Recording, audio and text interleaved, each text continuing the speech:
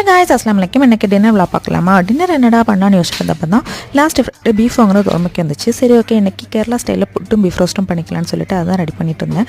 புட்டுக்கு கொஞ்சம் நேரமாகவே மாவு ரெடி பண்ணி வச்சுட்டா புட்டு நல்லா சாஃப்ட்டாக வரும்னு சொன்னாங்க. அதனால் மாவு நேரமாகவே ரெடி பண்ணி வச்சுட்டேன். ஃப்ரிட்ஜை திறந்து பார்த்தா இஞ்சி வெள்ளைப்பூடு பேஸ்ட் இல்லை. என்னடா இது நமக்கு வந்து சோதனைன்னு சொல்லிட்டு இஞ்சி வெள்ளைப்பூடு பேஸ்ட்டும் ரெடி பண்ணிக்கிட்டேன். அதுக்கப்புறம் என்ன பீஃபை குக்கரில் போட்டு ஒரு 4-5 விசில் போட்டு எடுத்துக்கிட்டேன், மசாலாலாம் போட்டு.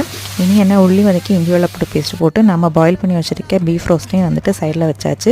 புட்டு ரெடி பண்ண ஸ்டார்ட் பண்ணிட்டேன். ஃபஸ்ட்டு கொஞ்சமாக தேங்காய் போட்டு புட்டு மாவெல்லாம் போட்டு ரெடி பண்ணியாச்சு. நம்ம வீட்டில் குக்கர் புட்டு தான், அதனால் குக்கரில் வச்சு அதையும் ரெடி பண்ண ஸ்டார்ட் பண்ணிட்டேன். சைடில் பார்த்தா பீஃப் ரோஸ்ட்டும் ரெடி ஆயாச்சு. இனி